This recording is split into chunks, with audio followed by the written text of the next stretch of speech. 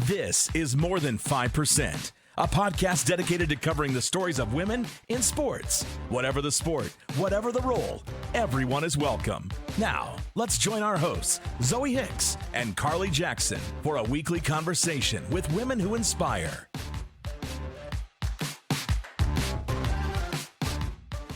Hello, everyone. Welcome back to More Than 5%, a podcast focused specifically on women in sports. I am one of your co-hosts, Zoe Hicks.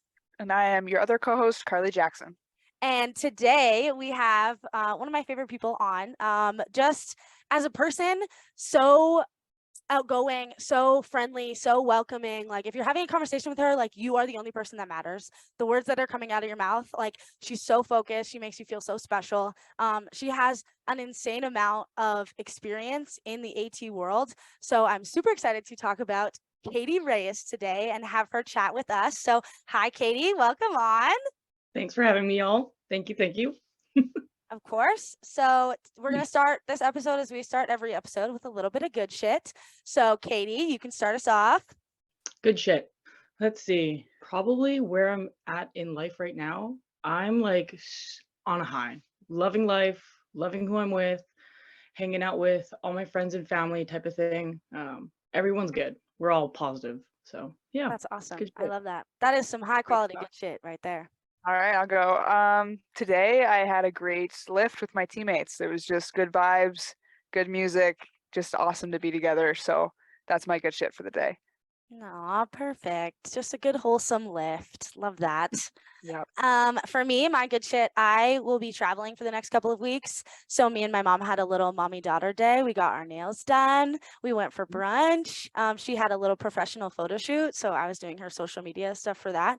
But yeah, just a little quality time day, just a little bit spending some time together before we go our separate ways. Lots of good shit to go around. That's a good shit. Let's just get right into our episode today. Okay, so Katie, a little bit about your background. Former collegiate softball player at Howard College and Oklahoma Baptist. Former JUCO Bandit, which we love the JUCO Bandits around here. First girl to record a game-winning hit in the Little League World Series in 2009 at the ripe age of 13 years old. So there's lots of news clippings online if you want to Google Katie Reyes Little League World Series. So do your own research on that. It's everywhere. There's also lots of throwback pictures with that as well. 2022 AT intern for the Toronto Blue Jays baseball team. So was hanging out in the dugout with a major league ball club this past season. So that's insane. As well as the Toronto Metropolitan University women's varsity soccer team. So on the sidelines. And then her volunteering is what absolutely blew me away. So student AT with the BC Lions, the Toronto Rock Lacrosse, Canada Soccer, and the PWPHA. So like, just on top of you actually working as an AT, your volunteer work is like with some of the biggest teams in Canada and in the Toronto area. So that's insane to look at. As well as from where we know her, Team BC, both a coach and a player. So Katie Reyes, I could talk about you all day, but let's let you talk a little bit. Super happy to have you on the show, Katie. Played against you a few times and just have heard so much about you, and everything is just so positive and good, and just really happy to highlight your story. So let's get into it. Tell us how you got involved in baseball, Little League. You want to start? Yeah, so started in Little League. So my brother played. He's 2 years younger than me. We're 6 years old, 7 years old, something like that. And his goal was Little League World Series. I did not know what that was growing up. I was like, you guys travel for baseball? I thought it was just at home type of thing. You know, you're driving 5 minutes away to your backyard and you play with all your neighbors type of thing. That's what I thought baseball was, which is what I loved. And then as we got older, practices started to be becoming a little bit more intense. You know, the commitment is needing to be there. So at the age of 13, I wanted a summer, but I was like, no, I want to play baseball with my friends. Never mind going to amusement parks, never mind going to, outings with, I mean, what do you do as a 13-year-old? You just kind of follow your parents around or your cousins or something. But yeah, so I started hanging out with my baseball team and we made it to the Little League World Series, which is really cool. And I was there with a girl named Bryn. We kind of keep in contact a little bit. She's down in Texas, which is really cool. So when I was down there, when I was at JUCO, she was there as well. So it was kind of fun in keeping connection with that. But then after baseball, at the age of 13, they always tell you to go into softball. So I had to make that. I didn't have to, but I just made that transition. Going into that, one of my best friends who played baseball with me, she had convinced me to try softball. I did not want to. I threw down my glove, threw down the ball. I was like, this is a stupid game. No way. No person would want to throw a big neon green ball. But then I also fell in love with the environment there. So the girls were great growing up. We are a lot more intense. They were looking for college scholarships. And so through that, I'm still very close with one of my girlfriends who went down to JUCO with me from my high school team. And so we went to Howard together, which was really fun. So I got to spend time with her, spend time with the team in Texas, grow as a human being, but it was a lot of work. When I tell you, it's like you're waking up and playing ball, and there's like no rules in JUCO. It's just like you play and that's it. That's all I wanted. Yes, school is essential. I think school is great to have, but I was there to play. I didn't care about anything else. And so my parents always emphasize on, if you want to experience or if you want to have fun in university, then enjoy that route while you can. You could always go to school at the end of the day. So I was trying to do that route first. And then from there, I went to Oklahoma Baptist University. And it's funny because in America, you start in August. I think school starts in August, right? So you're there early. It's not like September and you roll in. It's like you're there in August. And I signed to Oklahoma Baptist August 1st or August 2nd. And I didn't know. I didn't know if I was going to go. I didn't know if I was going to continue to play ball. I thought that was it. But I was still practicing during the summer, still playing, still training. And then all of a sudden, there was a couple of schools that had actually asked me end of the summer, signed, flew on a plane the next week, went out to Oklahoma Baptist University. And it's cool because JUCO, we made nationals twice. We went to JUCO nationals out in, I think it's Utah. Yeah, Utah. Utah. Yeah, Utah. Yeah, Utah. Went to Utah. That was pretty cool. We were playing against like Chipola. There was another one from Arkansas, maybe. Anyways, great teams. And then when I transferred to Oklahoma Baptist University, we actually won nationals. That was pretty cool too. And then our senior year, we started to get a little bit tired, and I think the team dynamic was a little bit different, which was okay too at the end of the day. And then after that, Coach Ken. I don't know if you know who Coach Ken is, but old man Coach Ken, GPAW, Team BC head coach. Oh, yeah. Yep. Been around. He's been keeping an eye on, I guess, my career in softball, and has always asked me to play baseball. And I was like, who's this man asking me to play baseball? He knew my brother. So through the batting cages, because we were always together, he was like, why is this girl always just hitting softballs? She can hit baseballs too. Why doesn't she do both? And so I told him, at the end of my softball career, I will let you know if I want to play baseball. So he was like, just come out to practice one day and then just have a feel for that. If you don't want to play, you could say you tried. And then if you do love it, then continue with us. I met Stacy, Liz, Emily, Paige, a bunch of Team BC women's players. And then they were like, come to nationals with us in Montreal, just like that, a week or two later. And I was like, what? This is crazy. And then through that, I just ended up falling in love with baseball again, and then finally, I guess, continued it. So I was very sad to have not gotten that opportunity earlier. I'm very stubborn. I wish I continued baseball, but I guess it just wasn't in the cards. But yeah. And now I'm here. Now you're here. Look at you doing your thing. I think with women's baseball specifically, like once you're in, you can't get out. Like I've been in since I was 18, 19. And it's always like, hey Zoe, like when are you coming back for the summer? Hey Zoe, like we have this event scheduled. Like it's assumed you're then in. You're in forever. For life. So for life. No, it's true. Absolutely. Like it's probably the same. All three of us are from different provinces. So it's probably the exact same. Like you just keep getting those emails and you just keep showing up to those practices. And then you're at nationals and we're all like mid-20s. We're gonna be there till we're mid-30s, and then we're just 40s. Come on. Keep answering the emails. Yeah.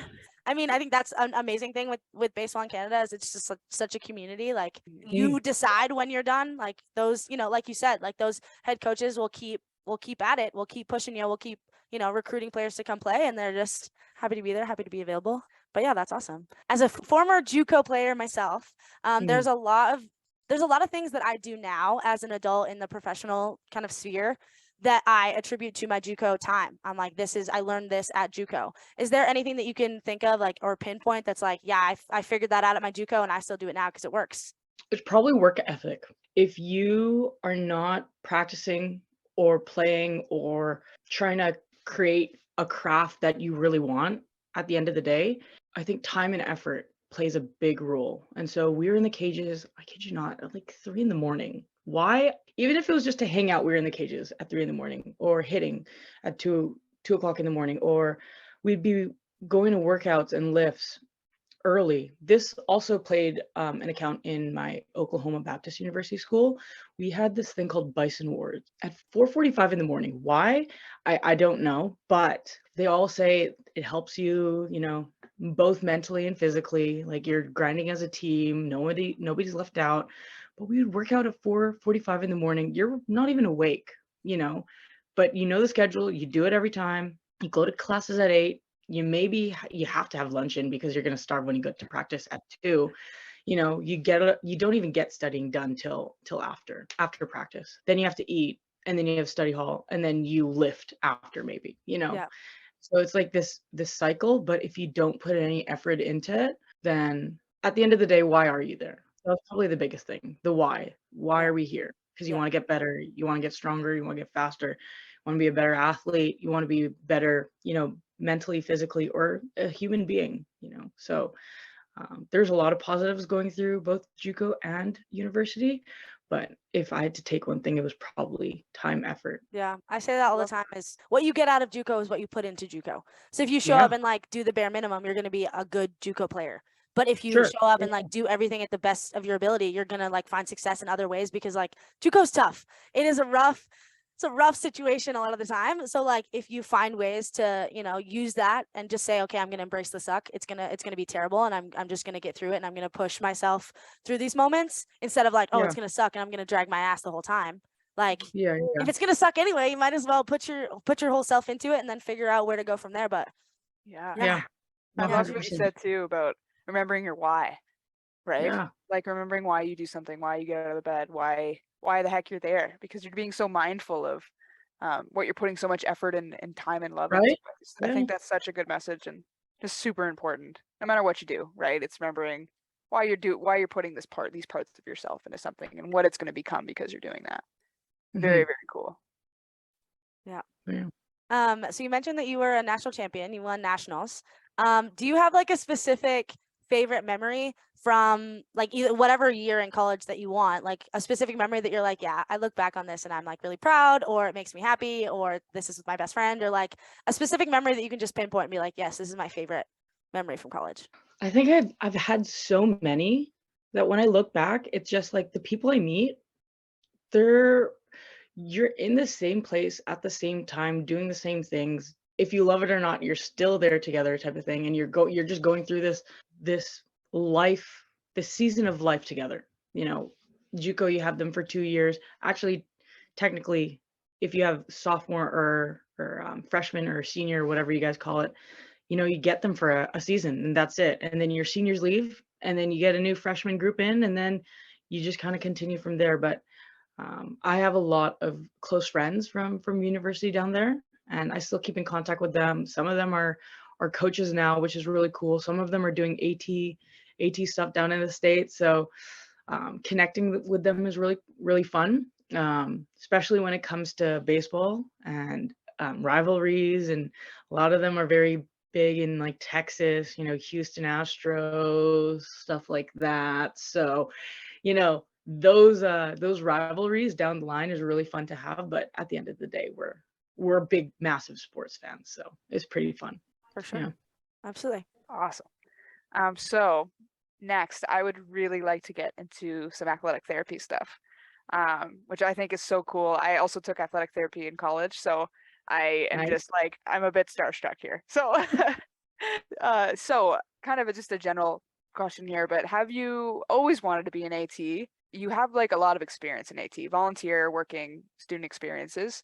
But how long have you been involved, and when did you start getting involved? So actually, it's funny because I guess when you look at my resume, it looks like I have a lot of experience.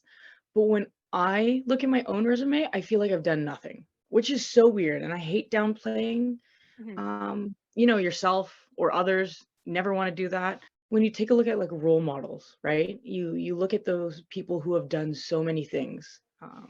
Whether it's in AT, whether it's in sports, they're an athlete, they're just within the sports world. They put a lot of time and effort into their craft.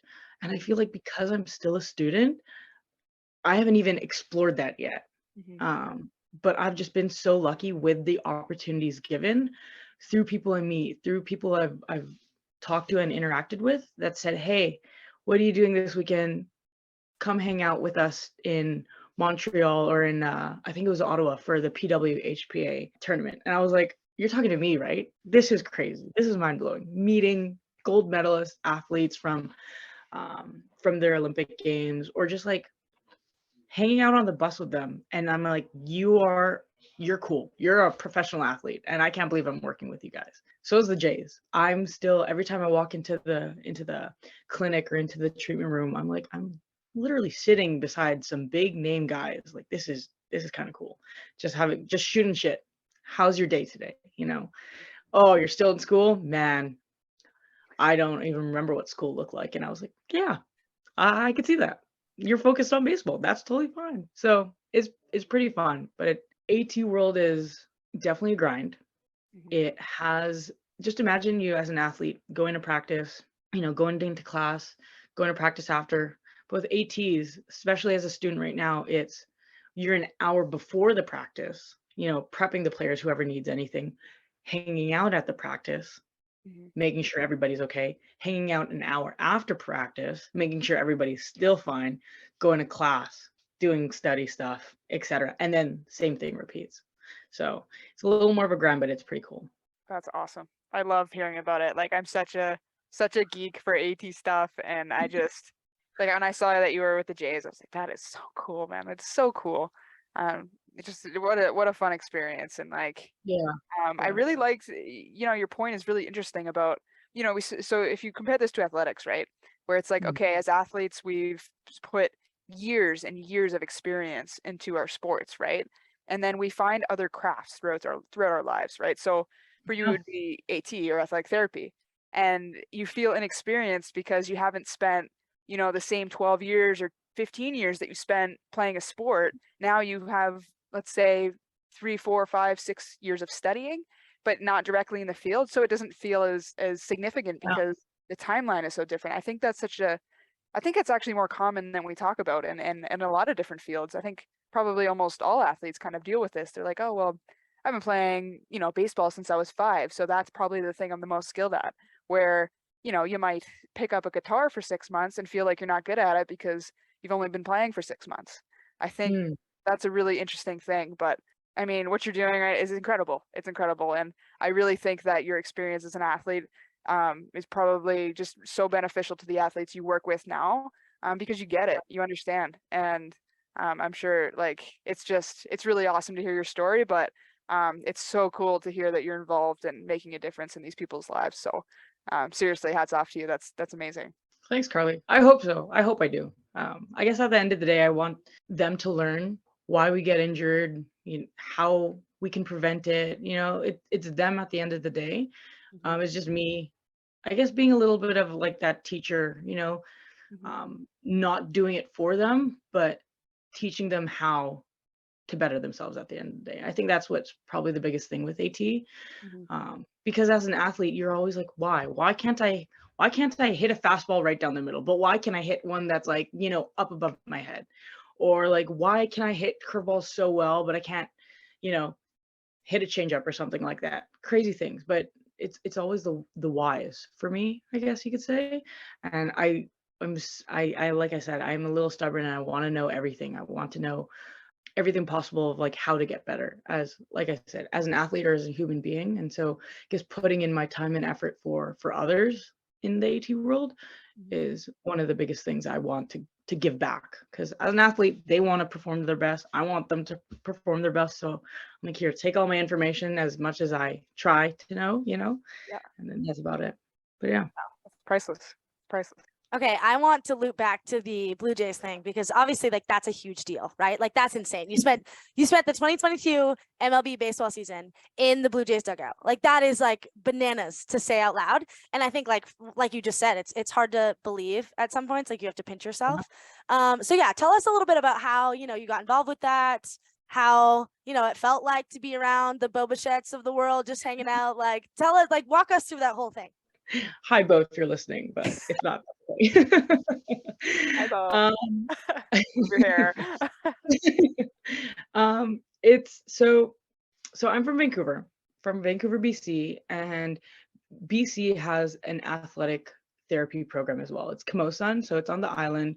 Mount Royal, there's a couple of others throughout Canada. I think there's like 7 or 8, but Sheridan Athletic Therapy Program in Brampton here has the Blue Jays opportunity. So I'd gotten into a couple of athletic therapy programs, but I was like, Mom, I'm going to shoot for the moon and I'm going to get into this program and I'm going to try to apply myself to the internship for the Blue Jays.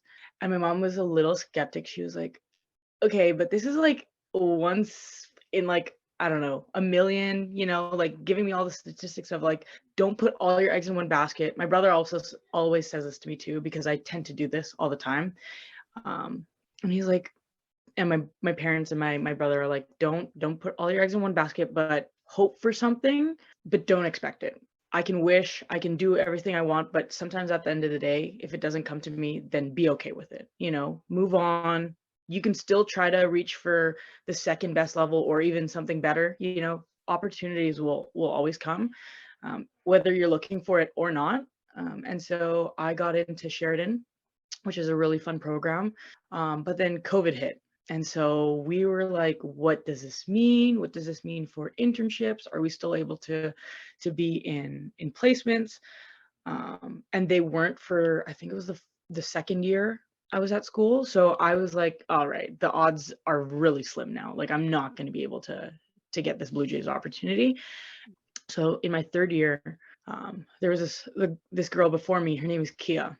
She's a goat. She's so cool. Has won many championships with the teams she's been in as well. So she's been in CBL, which is the Canadian Basketball League, I believe, with the Honey Badgers. She won with her TMU or Ryerson University women's basketball. So she won a natty champ with that. Like this girl's cool. And she was with the Jays, and I had asked her somebody to look up to, being like, how's this process look? You always want to ask, I guess, your role models, if you can, or people you look up to, of like, how did you get here so I can try to get there, or, learn from your mistakes or learn from your experiences. And so through that, I bugged her, and I was like, I feel so bad, but this girl, I'm like, yo, what does this look like? How do I get in? What does my resume have to look like? And at the end of the day, I had learned is if they like you personality wise, if you can fit into the environment, if you understand, if you could read a room, that's probably the biggest thing they want to take, because you're in a professional level. They're always going to teach you something. You're always going to learn something, but can you mesh well and be comfortable in an environment like that? I guess through my experiences and, wanting to be in an environment like that, like it gave me a good step up. I had applied, interviewed, nerve-wracking. There was a panel. And then after that, it was like driving home one day and I got a phone call. It was like Florida. I was like, who's calling me from Florida? Missed the call, decided not to answer it. And I was like, no, I can't. I have to call back. So I called back and they're like, hey, Katie. So, and then they basically told me I got the internship opportunity. I'm driving home and I swear, I was like, I just wanted to I was on the highway. I couldn't really pull over. So I was freaking out. Called my mom immediately, told mom, told my brother, told my dad, and then called a couple best friends from back home, because I was not supposed to tell my classmates just yet, just because with the process, they say they have to give a letter or an email saying like, thank you so much for applying. Unfortunately, you did not make the 2022 season. So I had to keep it a little hush hush for a second. My close friends knew, because I I can't hide anything. I suck at lying. And then through that, they brought me in April, gave me a tour. I met everybody. Kid you not, first day, probably bumped into like Guriel, Vladdy, and Teoscar Hernandez in one day. And I was like, yo, this is really cool. Met Matt Chapman. I was like, no big deal. I was, these Okay, players, you play this sport. I was like, this is crazy. This is crazy. But, you have to keep that professional level. That tried to hide my facial expressions a lot, which is very hard for me to do. They made it very comfortable to be in the treatment room, or in the treatment area. It's pretty cool. So they've got trainers, physios, ATs. Their desks are in the treatment room. It's blocked off, obviously. Like, you have a door to go in. They have doctor's office, X-rays, a hydro tank. It was really nice. They had a women's change room. So had my own little locker, had my own little shower, bathroom, everything. Because there's also a female RMT. Her name is Melissa. So she's been a godsend this year too. She's really cool. Works with Myo Detox, Lululemon ambassador. Yeah, we're Crazy. gonna have her. That is- We're gonna have her on the pod soon. Yes, So yes. So they have a locker for her as well, and then Kia too, whenever she comes by. So that was really nice, because the year prior with Kia, I had heard that she'd have to walk across the hall to go put her stuff in, or change, So I was extremely blessed to have my internship a little bit more, I guess, inclusive, with females being a part of the environment, which is really good to see, because you don't hear about that stuff, that side of stuff, in pro sports. You see them like, there's a closet and you can just hide your stuff in, and I'm like, why can't we feel like we're a part of the team? Because we are, especially with Mel, who's been working with them for quite some time now, which is really cool. But having to see that change of environment is really nice to have, especially in pro sports with males, right? So yes, yeah. definitely. Yeah, Mhm. it's insane, and this is gonna sound super weird, but like, it's amazing that you weren't the first. Like, we're Yeah. seeing a lot of firsts of women in sports, women in pro sports, like first this or whatever, right? It's Mhm. incredible that you have an experience right now that you were not the first.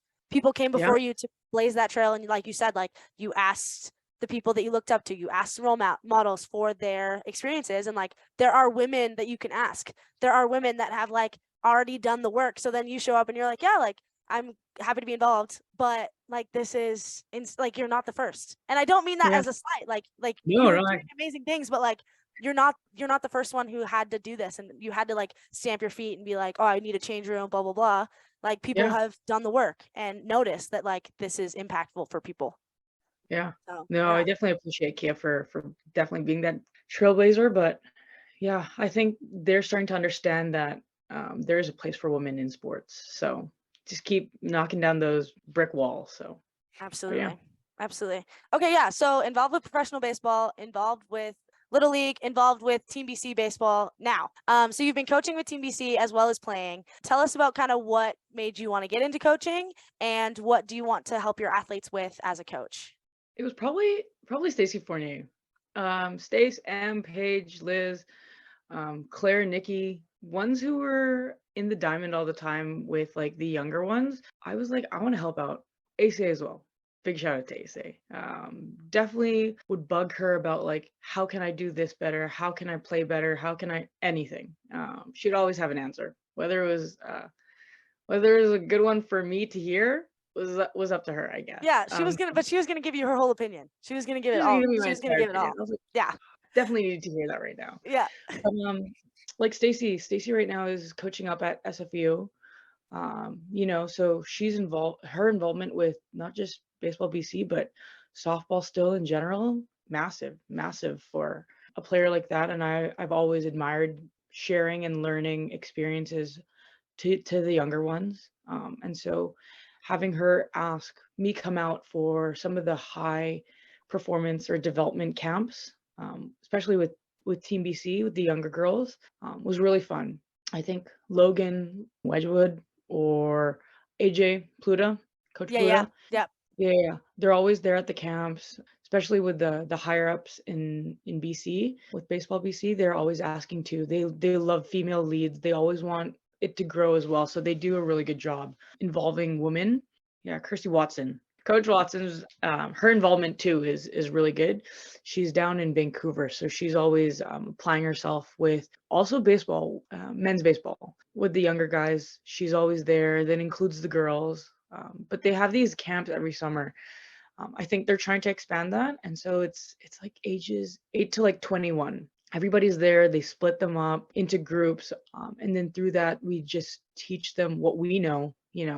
Regular ground balls, regular fly balls, how to hit, etc. And then at the camp, it's really cool because boys get a lot of fun tools, speed, velocity, jump mats, everything. They get to see how far they hit, how hard they hit. And women, unfortunately, don't get that when you're young. And so BC Baseball does a great job of incorporating that, I think, in our high performance camp. So there'll be one day of testing and it's like who could jump the highest on like a jump mat. I think Rain blew everybody out of the water. She was like flying. This girl has wings, so she's just flying, no big deal. But then you have athletes doing long jump or seeing how fast they could run their 40-yard dash or something like that. And then we also added I think it's the hit tracks this past year or 2 years ago. So they're hitting BP and you can see how far they're hitting, how hard they're hitting. And, they're trying to one up each other. So they're like, oh, tell me your score. Tell me your score. Tell me my score. I want to know. And so you see these younger girls wanting, to be there. They're wanting to hang out with each other. They're wanting to get better with each other. So I think Baseball BC right now has already started, but they're always just trying to get better, especially in the women field. So it's pretty cool to see and to be a part of. But I think at the end of the day, I think coaching has always been something I've loved, whether it was helping out players mentally or physically, letting them know, hey, you are doing a good job, but this is how we could get better, or have a coach to listen to. Like, I'll be here at the end of the day, So yeah, it's been pretty sweet to be around. That's awesome. I love it. I'm hearing a very common theme of you looking out for other people and caring about the people that you do these things with. And I think that's a really special and a very important thing. So it's just it's a breath of fresh air to hear. And I love it. I think it's, the world needs a little bit more of that. I think it's great. So things are going pretty freaking well for you. And this is awesome. You've done some amazing things. So my question for you is, what's your goal? Where do you see Katie Reyes in 5-10 years? And what do you want to be doing, as you continue to move forward with your life? What's funny is I love goals. Goals are probably like my number one thing I love to put down in year. First day of school, you put goals down for the year. What do you want to do? What do you want to accomplish? How are we going to get there? Little League World Series was probably like the first goal. I was like, you know what? Let's try to achieve this. Mm-hmm. Scratch that off the list. It's like, okay, what next? College scholarship. Scratch that off the list. Like, you just keep going. So I think it helps not being static throughout life. Mm-hmm. You always just want to get better. You always want to achieve something. But at this point in time, when I'm just trying to pass classes, like classes would probably be one of them. That's a good goal. But I didn't ever see myself working in pro sports. Like, it just wasn't a thing. I thought it was going to be an athlete at the end of the day. You get into AT and you're like, yeah, you'll help athletes. And the reason why I got into it was I wanted to help athletes in a collegiate setting, because that's all I've seen, right? That's all I knew. I was like, why would I want to get into AT in pro if I've never worked at it and I've never really seen anybody female-wise do that professionally, until I saw Nikki Huffman, I believe, was with the Jays, right? Which was really cool to see on TV. I was like, oh my gosh, there's a female athletic therapist running out onto the field. I want to be like that. So it's just like stuff like that. But because I didn't really see that in myself, I didn't know I was going to get into pro sports or want to get into pro sports. I thought it was just college and that was it. But I think at the end of the goal now, because I've had a little taste of that, I'd have to go back down to minors if I do want to get into baseball. So I know I'd have to stick out like 15, 20 years of minor leagues and then get up to the bigs. But I think that's the goal. I think that's the goal. Maybe if I settle down with a kid and, have a husband at the end of the day, maybe settle into like a school, university environment. But I think pro sports I want to kick at it just one time, you know. Oh yeah. Passing classes today, pro sports tomorrow. Simple. Done. That's just the day in the life of Katie Reyes. Yep. That's Yeah. awesome. Thank you for answering all of our deep questions with the best of your ability. Yeah, I think like for me, I've just been hearing all this like this whole time of just I want to be better. I want to be better, regardless of what that is. Teammate, person, athletic therapist, like just find ways to be better. And I think that's an amazing way to look at life is like this is great and I'm grateful for what I have now, but like how can I improve? I'm not ready to sit on my butt and just like be where I'm at. Like I want to get better at everything. And I think that's something I resonate with, just like coming from JUCO. It's like you kind of have to, like you either work hard or you go home, like you're not here anymore. Yeah. So I mean it's a good habit to pick up and to stick with. So I love that. Carly, do you have your silly questions now? Yeah, I do. All right, are you ready? These are very, very silly. Okay. No, Um, I'm with it. I'm with it. and really just whatever comes to the top of your head. There's no wrong answers. There's one wrong answer. All right. You can definitely be wrong. You can 100% be wrong. Yeah. I just know that when I was listening to podcasts, I was like, okay, hot dogs are good. Hot dogs are good. That's all I got. Yes, hot dogs are good. If anyone takes anything from this podcast, it is hot dogs or Breakfast, lunch, and dinner, folks. All right, next. Okay. Question number Okay. one of the hot hitting questions here. In your opinion, is cereal a soup? Yes or no?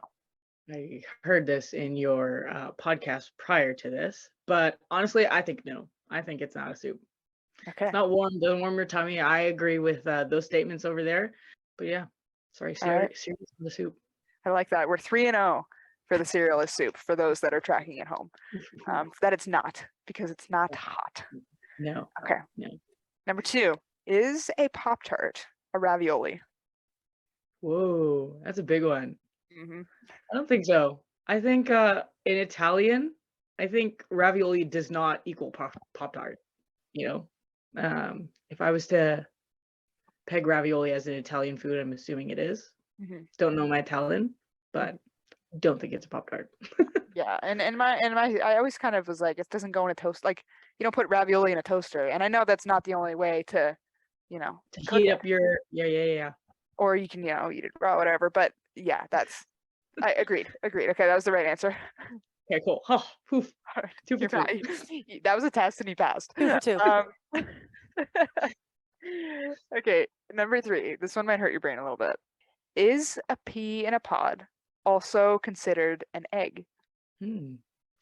Pea and one pod? Or peas in a pod? No, it is not an egg. Nah, there's no yolk, There's no like something that hugs the yolk, so I'm gonna say no on that. It also doesn't come from a chicken, so or what other things the eggs come from? That is true. Just chickens. Eggs Chickens only. only come from chickens. Yes. Could it be a seed? Could a pea in a pod be a seed? Could I it? see that. I can see that also. I think it's closer than from a chicken and an egg, Chicken or the egg? Chicken or the egg? Next question. Kidding. All right, last question here, and this comes from previous guest of ours, Bree Cassidy and her wife. Okay. Question number 4: are socks shoes? Oh no, definitely not. I'm Why not not? wearing my Serve the same socks out function. on the cement. There's no Right. way. Right, No. but arguably it's the same function with way less support, right? If you think about it that way. Guess. Just a really crappy shoe. It's just the worst shoe in the world. Socks are just the worst shoes. Yeah. So you should just put but the thing is, like, you gotta put your sock in a shoe. You can't put a shoe in a shoe. Or you're wearing 2 shoes at the same time, or 4 shoes if you have 2 feet. It would be. But unfortunately, I cannot resonate with that. Socks are definitely not shoes. Okay. Yeah, that's an Well, opinion and choice. I have Sorry. one. So Tell me. in a previous episode we were talking about the beep test, and I Katie had knew some you were gonna bring that up. Katie had some real things to say about the beep test. First of You all, do. first thing she said was, I like the beep test. Second Yeah. thing I said was, what is wrong with you? I would like you to explain how your brain Yeah. like tell me. pops out the answer of like, this is fun. I like this. Why? Why? Why? I think I'm so competitive that not only do I want to beat my teammates, but obviously I want to beat myself with when it comes to like the beep test, always. But I think I've always like just wanted to beat whoever's speaking in the beep test. I was like, you are so annoying right now. I want to beat you so I don't have to listen to you. This was in high school. I remember doing this, and my high school friends were like, Katie, you just need to stop. Like, we don't want to hear the beeps anymore. And I was like, okay. I was like, I was not that fit in high school. Didn't see a gym, I was just active. I was just running, little ADHD running everywhere type of thing. I was just always wanting to move. And then when I got into JUCO, we had to do that a lot. We had to do, they called it something else, not just the beep test. But it was basically lines on the gym floor, like basketball court. Not suicides, but something a little more intense. And so there was this one game we used to play with in JUCO is if you beat your teammates in this XYZ, like the beep test or burpees, you don't have to do the next exercise, you get to rest. And so first one obviously is the beep test. And I'm like, everybody's going down. I don't care who's going to win. It's me. And so just through that, I was always comfortable running it. So I just continued to do it. But yeah, that's fair. Okay. You know what? I respect it a lot. Beep test. You guys are going down, right? Really absolutely. No, you can have it. You can have it. Yeah. My God. I'm really forward running is not the forte. I'm more of like a close your eyes, hope for the best. Yeah. Yeah, no, I have more PTSD with the beep test than I think anything else in my life. So I think like I would just get so overwhelmed. I'd be like, I don't want to do it. I don't want to. I'll do anything else. I'll do anything else. Like burpees. I'll do million burpees. But I will. If you say like, hey, do 300 burpees at once or the beep test, I'll be like, yep, you got it. Oh, burpees. You got it, boy. You got it. God. Do you have anything else? What? 300 burpees with the beep test. Or the beep test. That is good. People are going to be like, why do you care about this? I just want to thank you both for having me online. This was really fun. Super cool. Everybody listen to this podcast. Seriously. You heard it here. Perfect. Yeah. Yes, folks. One and only. Quoted by Katie. But no, I think everybody who hopefully listens to this will appreciate females in sports, having a little bit more information when going into something they're unfamiliar with, whether it's a team, whether it's a sport they're playing, whether it's just an environment they want to get into. So I honestly applaud you both for doing this. And I hope this continues. I hope females can see this platform and say, hey, like, maybe they want to start a podcast. Cool. Or they want to get into pro sports too. So just seeing that, hearing that, I definitely love it. So absolutely. Thank you. Oh, we're so happy to have you on and happy to be here, guys. This is a really awesome thing. Okay, that's all we have for everyone this week. Tune in next Thursday at 11 Central for another episode coming your way. Listen to Katie and listen to our podcasts. Follow us on Twitter and Instagram at more5PCT and have a great week. Talk to you later. Bye.